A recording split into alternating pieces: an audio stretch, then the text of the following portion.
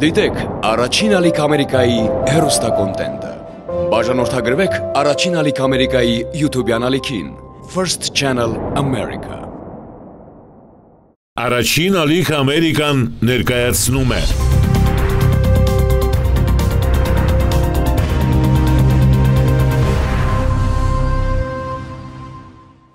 Ողջույն, առաջին ալիք Ամերիկայի եթերում հայրենակիցն է։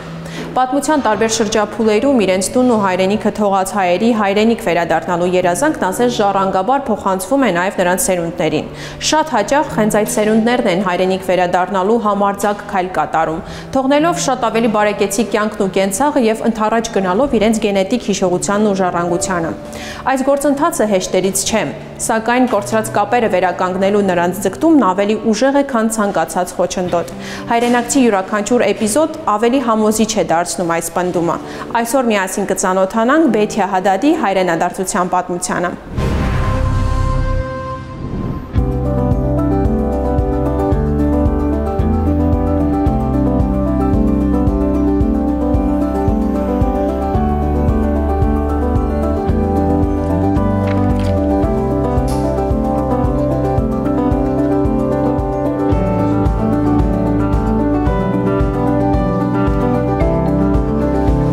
Բեթիա, ողջույն։ Ինչպե՞ս եք։ Լավ, շնորհակալ եմ։ Դուք ինչպե՞ս եք։ Լավ, շնորհակալություն։ Ինչպե՞ս է տրամադրությունը։ Շատ լավ, հիանալի։ Շատ լավ է։ Իրականում հիվանդանոցում շատ քիչ մարդիկ են լավ տրամադրություն ունենում, եթե իհարկե նրանք բժիշկներ չեն։ Եվ մանավանդ եթե սիրով եք անում ինչ անում եք, աշխատանքը ցանկացած վայրում էլ երջանիկ կլինեք։ Այո, դուք մասնագիտությամբ պլաստիկ վիրաբույժ եք։ Այո։ Մենք գտնվում ենք Շենգավիթ բժշկական կենտրոնում։ Ձեր աշխատանքը սահմանափակվում է ձեր աշխատասենյակում։ Սա մի փոքրիկ մասն է աշխատասենյակի, որտեղ կատարում ենք ներարգումային միջամտություններ։ Իհարկե ես նաև պլաստիկ վիրաբույժ, այսինքն վիրահատություններով եմ զբաղվում, որը գտնվում է այլ հարկում։ Բեթիա, այսօր խոսելու ենք ձեր կյանքի, ձեր գործունեության, մասնագիտության, Սիրիայում ունեցած կյանքի, դպրոցի, մանկության, պատանեկության եւ արդեն Հայաստան տեղափոխվելու մասին։ Հուսամ դեմ չեք։ Չէ, իհարկե դեմ չեմ, մեծ սիրով։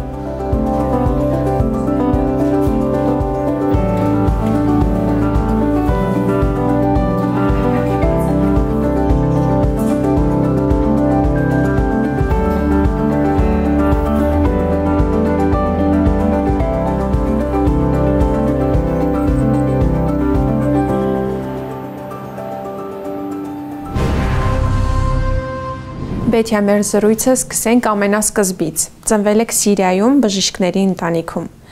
Ինչպես է ձեր ընտանիքը հայտնվել Սիրիայում, ինչ ժամանակաշրջան էր նրանց համար։ Մենք հիմնականում Դիարբեքրից ենք, Տիգրանակերտից։ Հայրս եւ մայրս ապրում էին Քուվեյթում, իմ քույր եւ եղբայրը ծնվել են այնտեղ, ապա պատերազմի ժամանակ Քուվեյթի եւ Իրաքի տեղափոխվել են Սիրիա եւ ես ծնվել եմ Սիրիայում արդեն։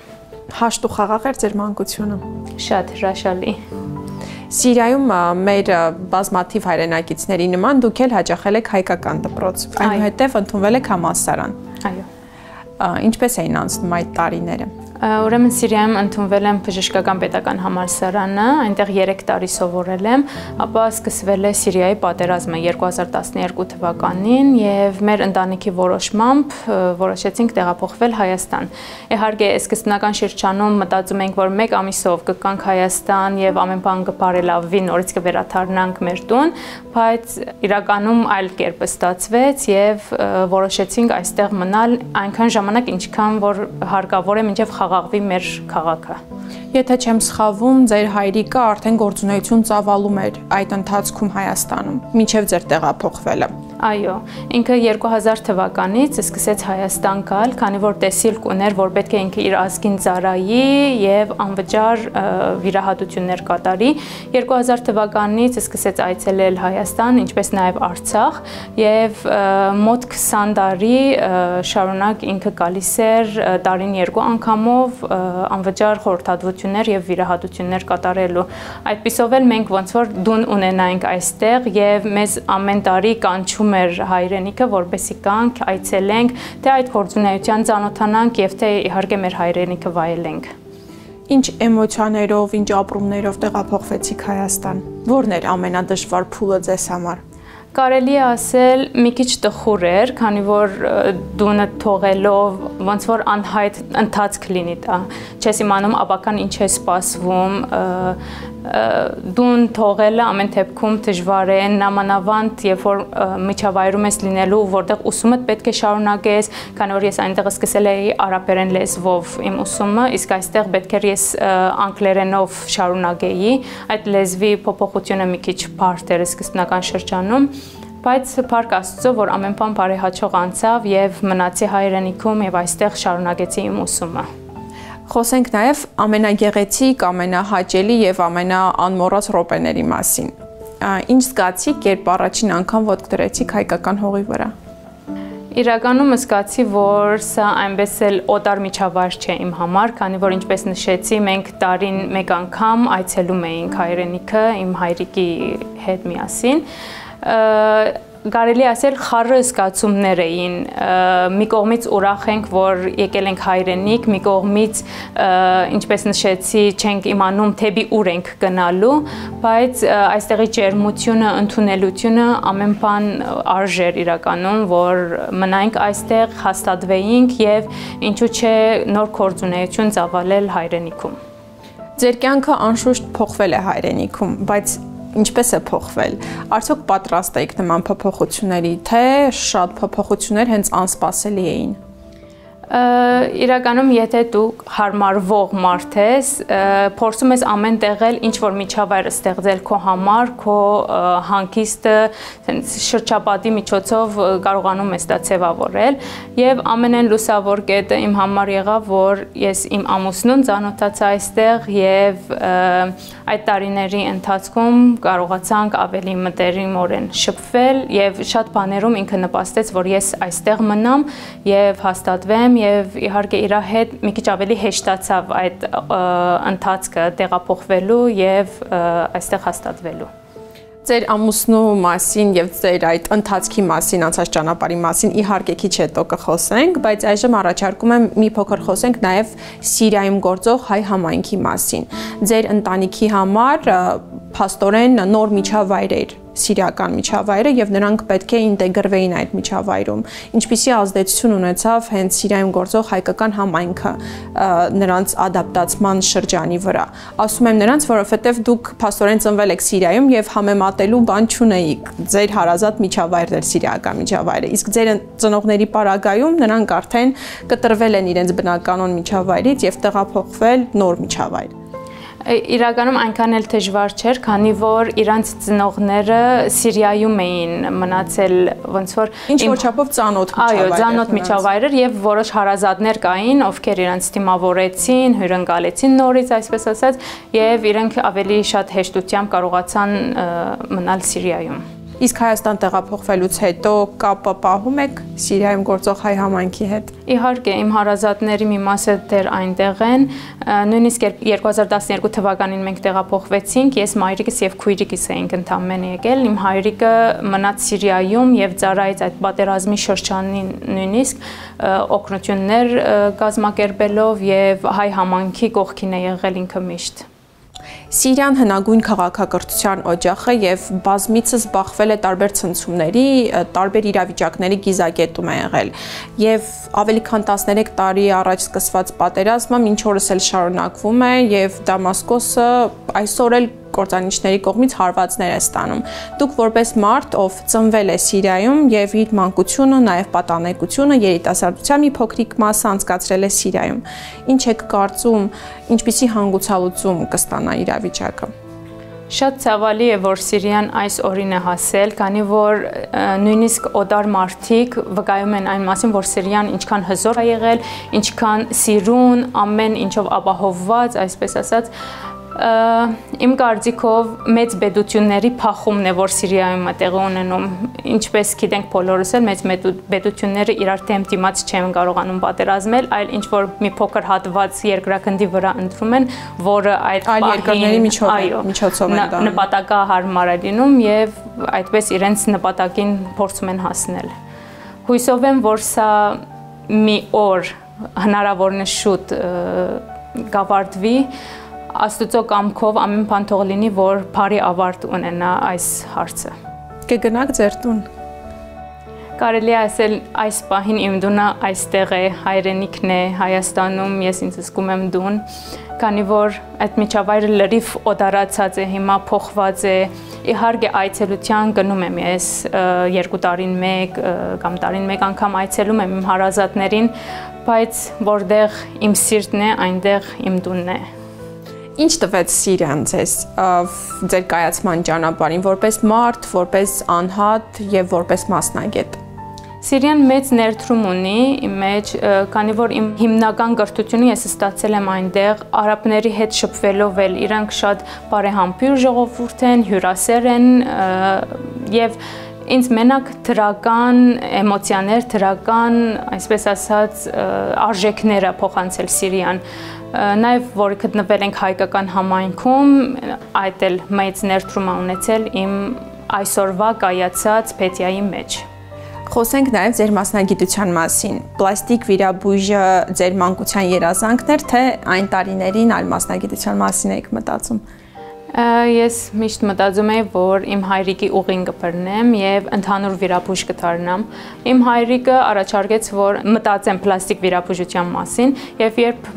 ուսումնասիրեցի այդ ոլորտը, նկատեցի, որ ինչքան մեծ աշխատանք կա անելու, ու ինչքան պահանջված է Հայաստանում այդ ոլորտը, բայց ոչ միայն էսթետիկ առումով, քանի որ մենք ռեկոնստրուկտիվն ենք անում, վերականգնողական պլաստիկ վիրաբույժությունը, այսինքն ուռուցքներից հետո, երբ կնոջ մոտ առաջանում օրինակ կրծքակեղծի ուռուցք եւ պետք է հերացվի,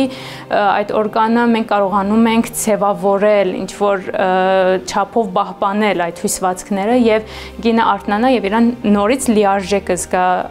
ինչպես նաեւ թեմքի ուռուցքների ժամանակ, այրվածքներից հետո դա բոլորը ոնց որ նպաստում է, որ մենք պացիենտին կարողանանք այդ լիարժեք զգացողությունը պարգևել։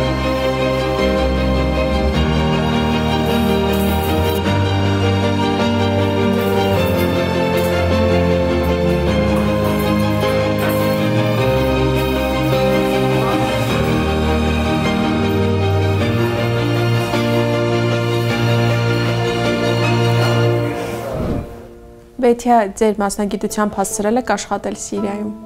Այո, հասցրել եմ մի փոքր ժամանակահատված ներարգումներով զբաղվել այնտեղ, երբ արձակուրդի էի մեկնել,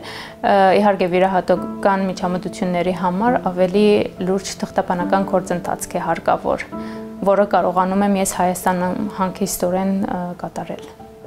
Եթե փորձենք համեմատել առողջապահության համակարգերը Սիրիայում եւ Հայաստանում, կա Սիրիայում ինչ-որ բան, որը կցանկանայիք տեղայնացնել Հայաստանում։ Իրականում Սիրիայում ավելի խիստ է առողջապահական ոլորտը եւ վերահսկումը շատ ավելի մեծ է։ Այստեղ ինչպես կարող ենք նկատել ներարգումային միջամտություններ տարբեր ոլորտներում կատարվող ոչ բժիշկ մասնակիցներ են նույնպես անում, բայց Սիրիայում այդ հարցը շատ ավելի լուրջ հսկողության տակ է։ Իսկ մարդկանց վերաբերմունքը, նրանց ուշադրությունը իրենց իսկ առողջության հանդեպ ինչպիսին է։ Օրինակ Հայաստանում գիտեմ, որ մարդիկ այդքան էլ շատ մեծ ուշադրություն չեն դարձնում իրենց առողջությանը։ Անպայման պետք է ինչ-որ մի սուր խնդիր լինի, որ դիմեն բժշկի։ Կարելի է ասել Սիրիայում էլ է այդպես, ինձ թվում է երկրի նորմատիվների համապատասխան է դա, քանի որ այդ պրոֆիլակտիկ, այսպես ասած, կանխարգելիչ բժշկությունը մի քիչ թերանում է մեր տարածքաշրջանում։ Վերադառնանք ձեր մասնագիտությանը, պլաստիկ վիրաբուժությանը։ Հայաստանում զարգացման ինչ փուլում է գտնվում։ Պլաստիկ վիրաբուժությունը ցանկացած երկրում էլ լավ զարգացման փուլում է, քանի որ պահանջարկը շատ մեծ է։ Ինչպես գիտենք բիզնես ոլորտում ինչքան պահանջարկը մեծ է, այնպես բիզնեսը զարգանում է, այս դեպքում պլաստիկ վիրաբուժությունը միշտ փորձում ենք ցկտել ավելի լավ անելու, ավելի կատարելագործվելու, ավելի նոր միջամտություններ ներառելու մեր ծառայության մեջ եւ բոլոր աշխարհում էլ բժշկությունը միշտ առաջընթացի մեջ է, միշտ զարգացման փուլում է։ Ինչ բացեր, ինչ թերություններ կան այս պահին ոլորտում եւ ինչ քայլեր է արվում, որպեսզի այդ թերությունները շտկվեն եւ ինչու՞ չէ ոլորտը մի քայլ ավելի առաջ գնա։ Անձամբ կարող եմ ասել իմ անհատական կարծիքը, այսպես փողոցում քայլելիս տեսնում ենք, որ շատ միանման թեմքեր հաճախ կրկնվող, նույն շրթունքի ձևով, նույն քթի տեսքով, կարելի է թեմքի առանձնահատկությունները պահպանել, որոշ թիմակցեր կան, որ մեզ յուրահատուկ են դարձնում, ինչի՞ չէ դրանք պահպանենք, եւ նաեւ պետք է չափի զգացողություն ունենանք մի փոքր, ինչքան էլ բուժարուն ցանկանա օրինակ շրթունքը մեծացնել կամ ներարգումային այլ միջամտություններ կատարել, բժիշկն էլ իր հերթին պետք է ճիշտ խորհուրդ տա եւ ամեն անգամ պարտադիր չէ բուժարուի ցանկությունները մենք իրականացնենք։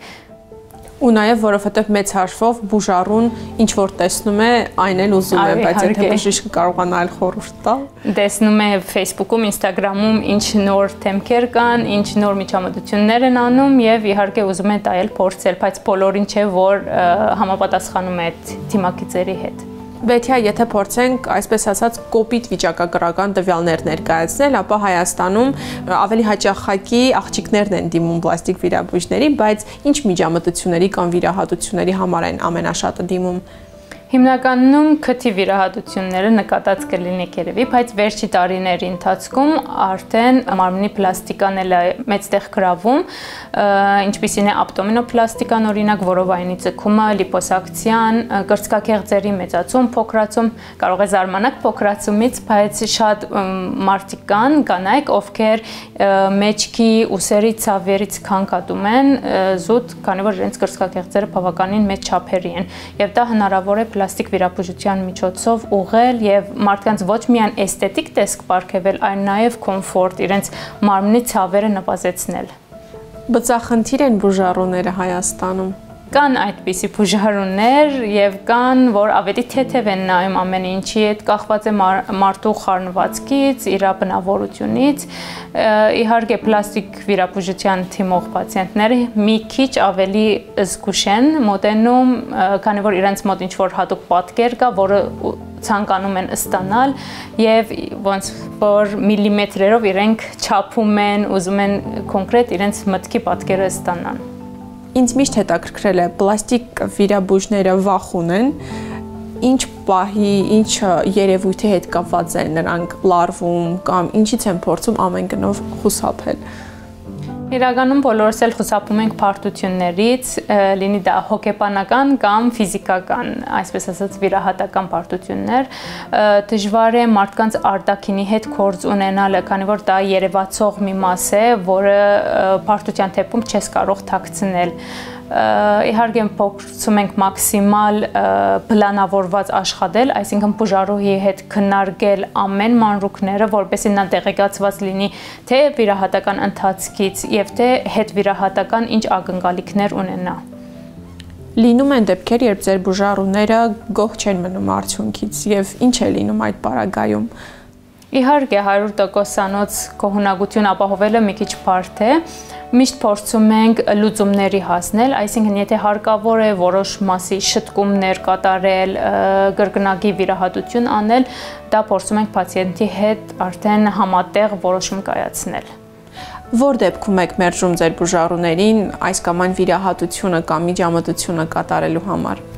Մեր համար առաջնահերթ է իրենց առողջական ընդհանուր վիճակը, քանի որ մենք շատ ժամանակ կատարում ենք կոմպլեքսային վիրահատություններ, այսինքն համատեղում ենք 2-3 գործողություն մեկ անզգայացման տակ, դրա համար շատ կարևոր է հետազոտել նրանց, իրենց սրտի, թոքերի այդ առողջական ընդհանուր վիճակը հասկանալ, ինչպես նաև անպայման քննարկում ենք դա անեսթեզիոլոգի հետ, ով նաև իր համաձայնությունն է տալիս, որպեսզի կարողանանք բարեհաճող վիրահատություն ունենալ։ Մի փոքր նաև անցում անենք դեպի ձեր անձնական կյանք, արդեն խոսեցինք, որ ձեր հայրիկը մեծ ներդրում ունեցավ ձեր մասնագիտական կողմնորոշման հարցում, բայց պակաս կարևոր չէ նաև ձեր ամուսնու վերաբերմունքը եւ նրա աջակցությունը ձեր մասնագիտության, ընտրության եւ արդեն գործունեության առումով։ Ինչպես եք ծանոթացել, արդյոք նա որևէ խնդիր չի տեսնում, որ դուք այդքան ժամ տրամադրում եք ձեր աշխատանքին։ Մենք հանդիպել ենք 2012 թվականին, եկեղեցում ենք հանդիպել Հայաստանում։ Այո, Հայաստանում, 1 ամիս, 2 ամիս էր, որ տեղափոխվել էի այստեղ, նա ինձ մեքենա վարել է սովորացրել եւ ամեն ինչ այդտեղից է սկսվել։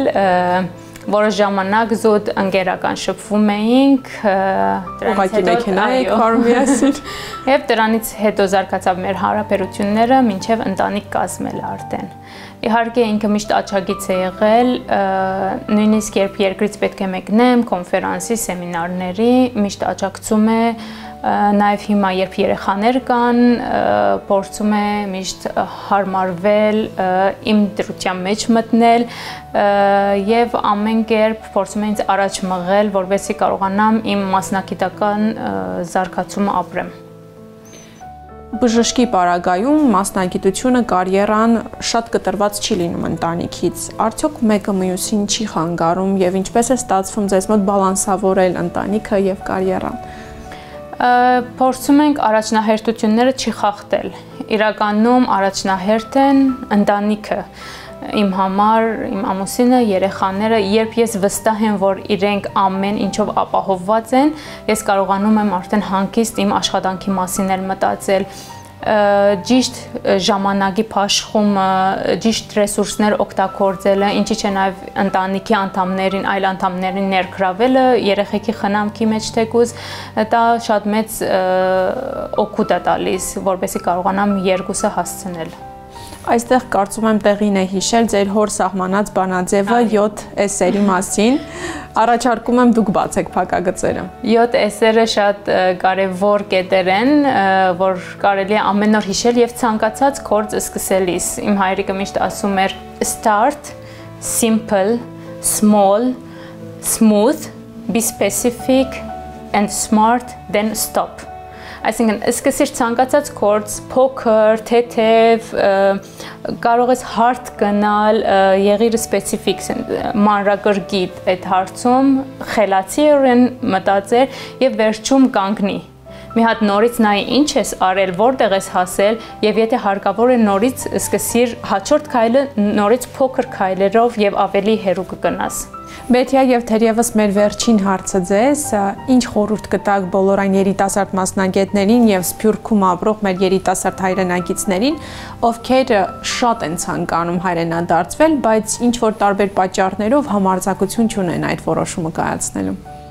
Ցանկացած իրավիճակում մեր վախերի հետ պետք է առերեսում ունենանք, ինչն է մեզ կանգնեցնում, ինչ խնդիրներ կան եւ ամեն խնդիր իր լուծումը ունի, հավատացեք։ Եթե մենք պատրաստ ենք փոփոխվելու, մեր անձերը փոփոխելու եւ նոր միջավայրի մեջ փոքր քայլերով թեկուզ առաջ գնանք, միշտ էլ կարողանում ենք նոր ցերնարգներ սկսել, նոր գործունեություն սկսել Եվ միշտ նպատակ ունենանք, որ մեր կյանքում ինչ էլ անենք, սրտանց անենք եւ ինչպես Աստվածաշունչն է ասում, ինչ որ անում եք, սրտանց արեք, որպես թե Աստծո եւ ոչ թե մարդկանց։ Մենք մարդկանց համար չենք անում, մեր նպատակը դա չէ։ Պետք է վերաբերվենք ոնց որ կուզենանք Աստծուն անել, այսինքն մեր լավագույնը, մեր կատարյալը նույնը մարդկանց համար անենք։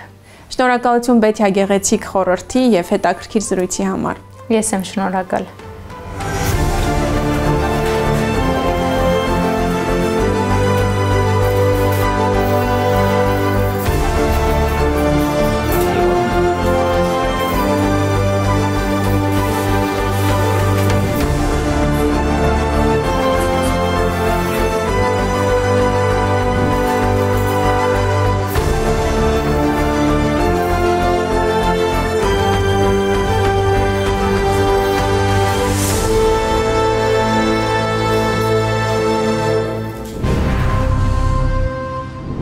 Հայրենի հողի վրա կատարած յուրաքանչյուր քայլ կարևոր խորհուրդ ունի։